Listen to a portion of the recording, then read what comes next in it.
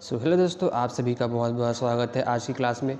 तो आज हम बात करेंगे छत्तीसगढ़ के सामान्य ज्ञान और छत्तीसगढ़ के इतिहास से संबंधित क्वेश्चन के बारे में। ठीक है, इसका पार्ट 1 मैंने अपलोड कर दिया है इस वीडियो का। ठीक है, यह पार्ट 2 है जिसमें पार्ट 1 में आपके थे 40 क्वेश्चन और इसमें भी आपके होंगे 30-35 क्वेश्चन। ठीक है, तो इस प्रकार यह पार्ट 2 है वीडियो का। ठीक है, पार्ट 2 है।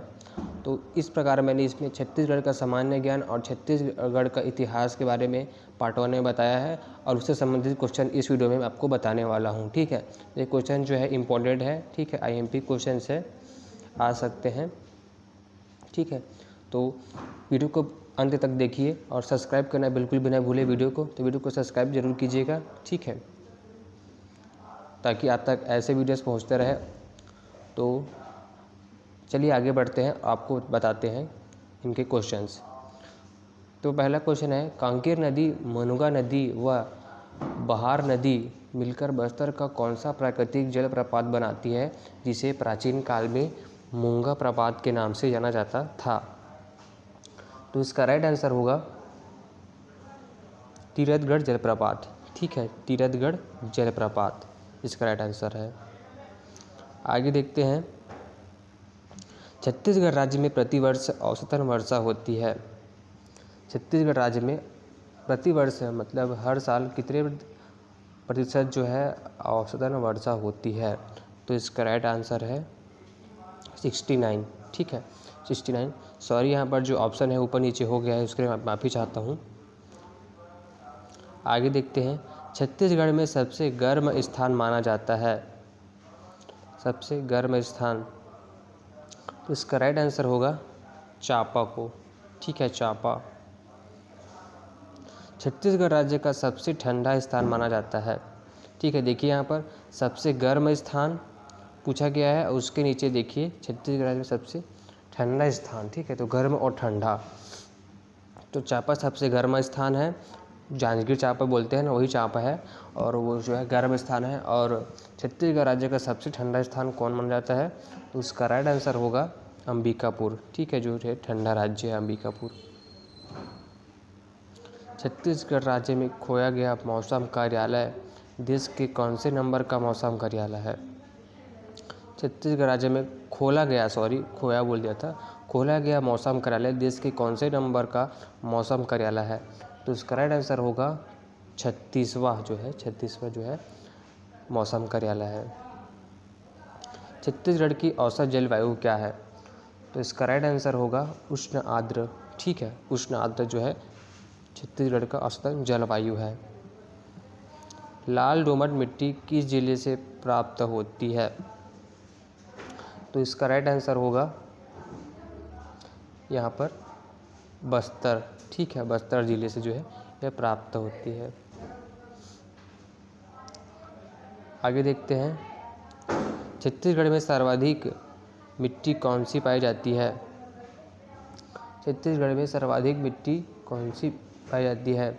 इसका राइट आंसर है मटासी मिट्टी। ठीक है, क्या है? मटासी मिट्टी जो है छत्तीसगढ़ में अधिक मात्रा में पाई जाती है। इसका उपयोग जो है छत्तीसगढ़ के वासी अपने घरों को या फिर अपने आंगन को छापने के लिए, मतलब छापने का अर्थ क्या है, उसमें लगाने के लिए, नीचे में आंगन में लगाने के लिए उपयोग करते हैं, जिससे वह पूरा चिकना हो जाता है और अच्छा रहता है। ठीक है, आगे देखते हैं दोस्तों, छत्तीसगढ़ में गाभर मिट्टी कहाँ पाई जाती है? तो छत्तीसगढ़ में जो गाभर मिट्टी है वह पाई जाती है आपके बस्तर में। ठीक है, बस्तर में जो है गाभर मिट्टी पाई जाती है। छत्तीसगढ़ राज्य में वन क्षेत्र कितने प्रतिशत है? छत्तीसगढ़ राज्य में वन क्षेत्र 44% है। तो इसका राइट आंसर क्या होगा? Option A. ठीक है, 44%। अचान कमार वन्य प्राणी घोषित किया गया अभ्यारण्य को किस सन में अभ्यारण्य घोषित किया गया? ठीक है, अचान कमार वन्य प्राणी, सॉरी यहाँ पर थोड़ा मिस्टेक हो गया है, यहाँ से पढ़ेंगे पहले। अभ्यारण्य को किस सन में अभ्यारण्य अचान कमार वन्य, सॉरी ये पूरा क्वेश्चन ही गलत हो चुका है, तो इसको मैं छोड़ता हूँ यहाँ पर। ठीक है, आगे देखते हैं, छत्तीसगढ़ राज्य में वनोत्पाद आधारित इकाई है। छत्तीसगढ़ राज्य में वनोत्पाद आधारित इकाई है। तो इसका राइट आंसर होगा 10,000। ठीक है, 10,000। छत्तीसगढ़ में प्रमुख वन्य जीव अभयारण्य हैं, कितने हैं? तो इसका राइट आंसर होगा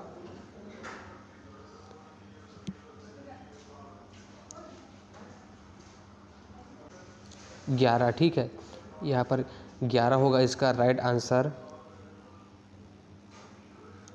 छत्तीसगढ़ में प्रमुख वन्य जीव अभयारण्य हैं, यहाँ पर 11 होना था लेकिन ऑप्शन दूसरा हो गया। ठीक है, तो छत्तीसगढ़ में वन्य जीव अभयारण्य कितने हैं? तो 11 हैं। ठीक है, 11 याद रखना, नोट कर लीजिए।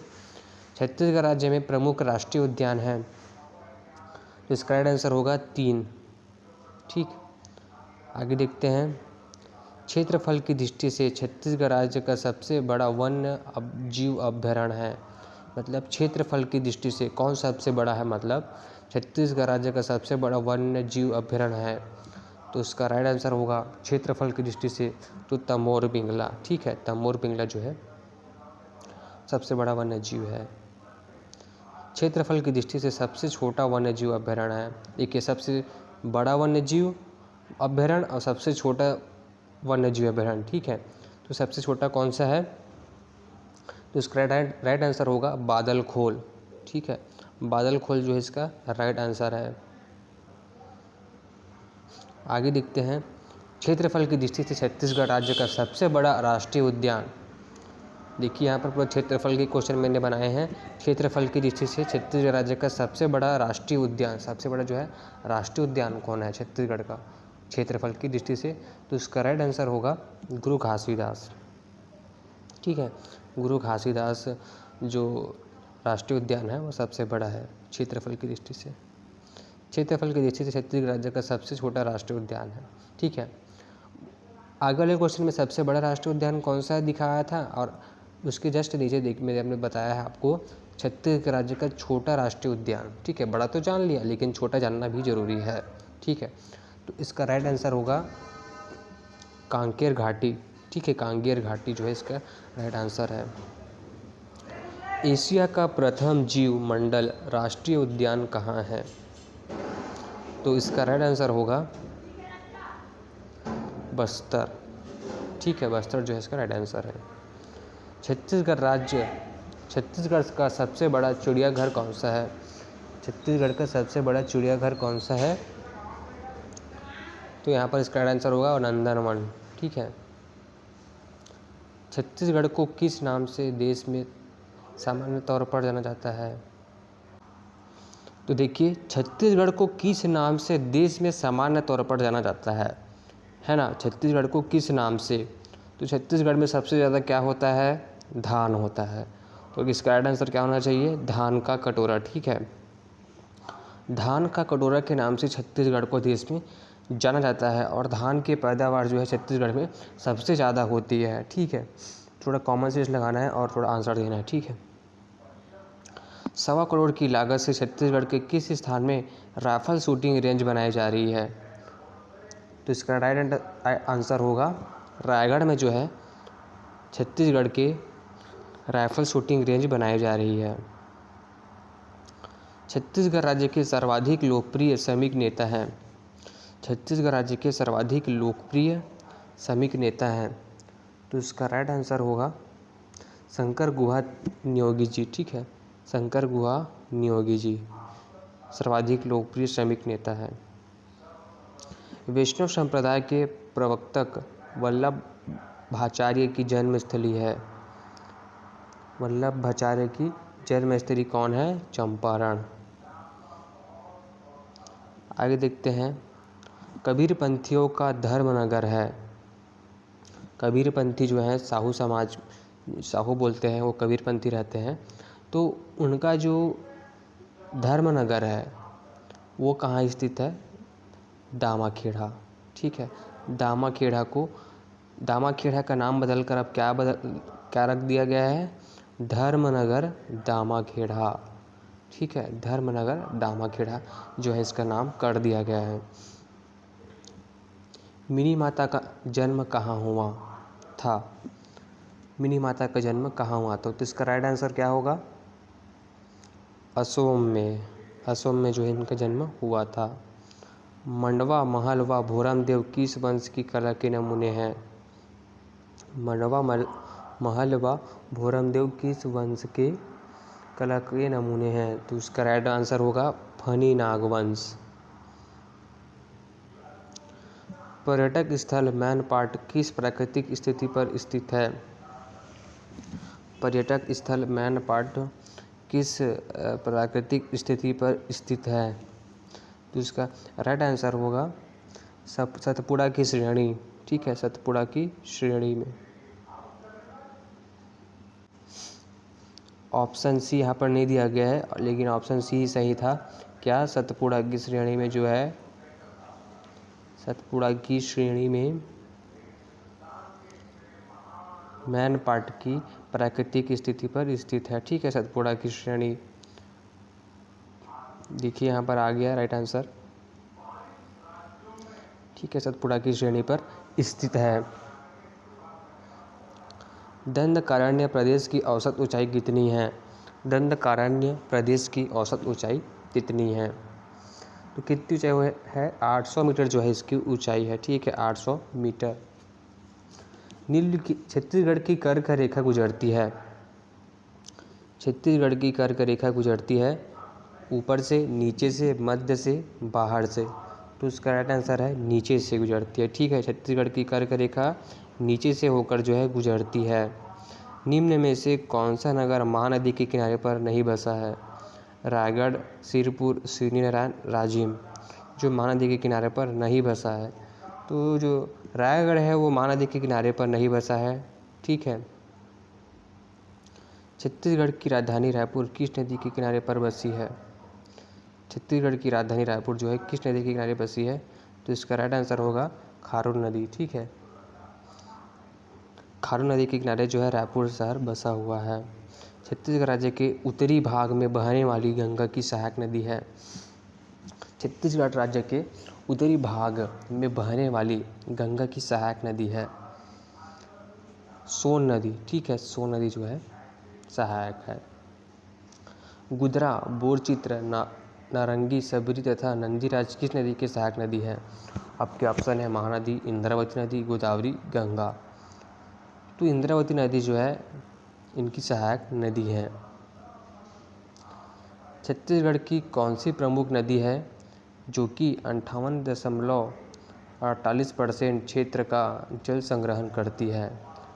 नर्मदा, महानदी, गोदावरी और इंद्रावती नदी। तो इसका राइट आंसर होगा महानदी। ठीक है। छत्तीसगढ़ राज्य की दूसरी बड़ी नदी कौन सी है? तो इसका राइट आंसर होगा गोदावरी, जो छत्तीसगढ़ राज्य की दूसरी बड़ी नदी है। ठीक है, पहली बड़ी नदी कौन सी है? महानदी है। ठीक है, ये जो है पहली बड़ी नदी है और ये जो है दूसरी बड़ी नदी है। छत्तीसगढ़ राज्य व ओडिशा के मध्य जल बंटवारे को लेकर किस नदी पर विवाद चल रहा है? इंद्रावती नदी पर। ठीक है, इंद्रावती नदी पर जो है यह विवाद जो है चल रहा है। किसके मध्य? छत्तीसगढ़ राज्य और ओडिशा के मध्य। ठीक है। केंदई जलप्रपात किस जिले में स्थित है? तो केंदई जलप्रपात कोरबा जिले में स्थित है। ठीक है। छत्तीसगढ़ राज्य का सबसे बड़ा जलप्रपात है। छत्तीसगढ़ राज्य का सबसे बड़ा जलप्रपात रानीदह घूमड़, तांबड़ा घूमड़, चित्रकूट, तीर्थगढ़, इनमें से इसका राइट आंसर होगा चित्रकूट जो है इसका राइट आंसर है। तीरथगढ़ का गुरु जलप्रपात कहाँ कहलाता है? तीरथगढ़ का गुरु जलप्रपात कहलाता है मेहंद्री घूमड़, तामर घूमड़, महादेव घूमड़, सतधारा। तो इसका राइट आंसर होगा महादेव घूमड़।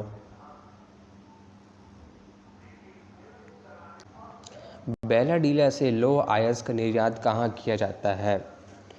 बेलाडीला से लौह अयस्क का कहाँ से निर्यात किया जाता है? चीन, जापान, श्रीलंका, मॉरिशस। इसका राइट आंसर होगा जापान।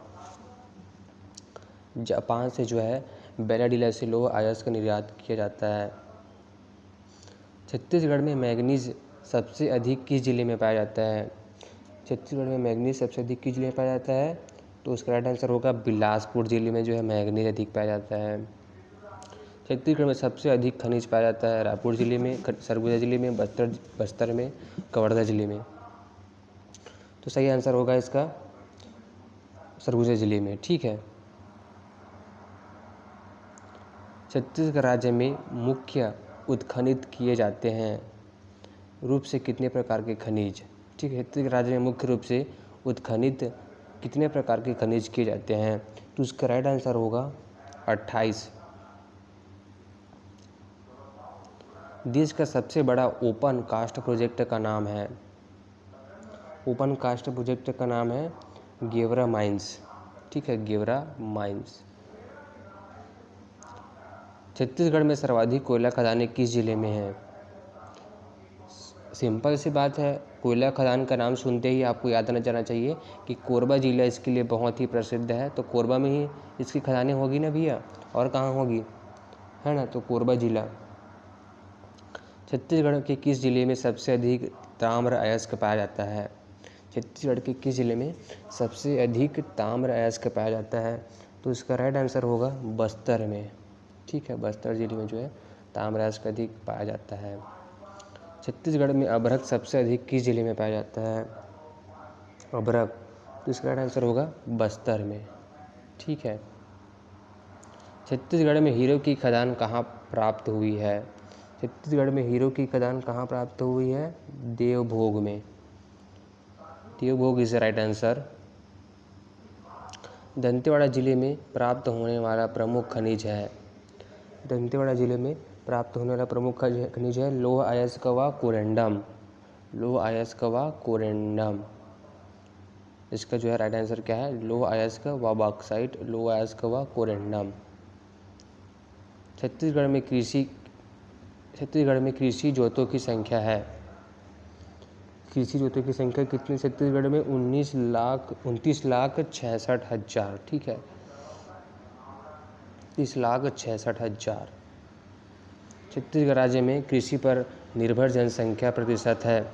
छत्तीसगढ़ राज्य में कृषि पर निर्भर जनसंख्या प्रतिशत है 85%। ठीक है। तो आज की वीडियो में मैंने इतना ही बताया है। ठीक है, तो आगे की वीडियो के लिए आप मेरे चैनल को सब्सक्राइब कर सकते हैं, चैनल में नए आए हैं तो।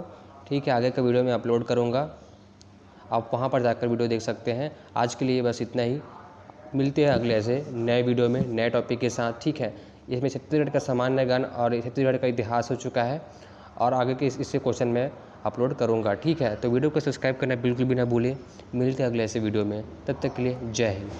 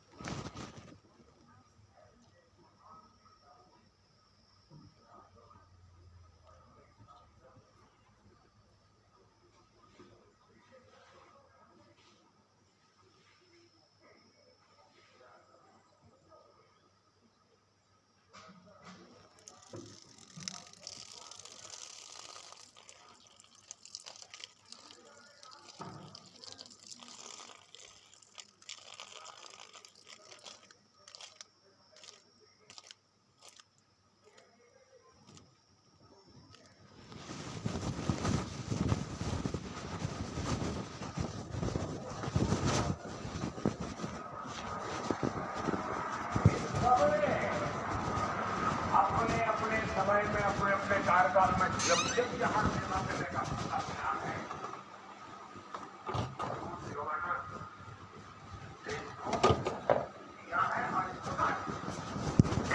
प्रकार से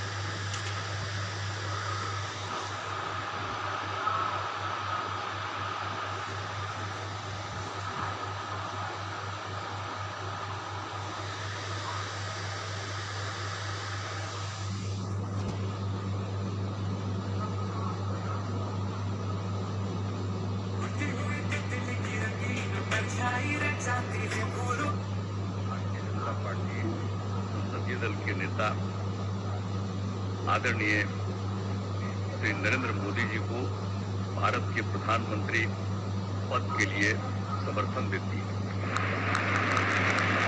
और ये बहुत ही खुशी की बात है। 10 साल से ये प्रधानमंत्री हैं और फिर प्रधानमंत्री होने जा रहे हैं और इन्होंने पूरे देश की सेवा की। अब पूरा भरोसा है कि जो कुछ भी बचा है अगली बार ये सब पूरा कर देंगे और जो भी हर राज्य का है, और हम लोग पूरे तौर पर सब दिन इनके साथ रहेंगे और पूरे तौर पर जो कुछ भी है आज जिस तरह से भी ये करेंगे बहुत अच्छा है। और आप जान लीजिए कि कुछ लोग, हम लोगों को तो अब लगता है कि अगली बार जो आप आइएगा ना, तो इस बार हम देखें कि कुछ इधर उधर कुछ जीत गया है, अगली बार सब हारेगा, हमको पूरा भरोसा। ये सब बिना मतलब का बात बोल बोल करके, बिना मतलब का बात बोल बोल करके क्या किया है? और ये सब कोई काम किया है? उन लोगों ने आज तक कोई काम नहीं किया, देश की कोई सेवा नहीं की। लेकिन आपने इतनी सेवा की है और उसके बाद इस तरह से हुआ है, तब इस बार फिर जो मौका मिला है, तो इस मौका के बाद आगे उन लोगों के लिए कोई गुंजाइश नहीं रहेगा, वो सब खत्म हो जाएगा। अब बिहार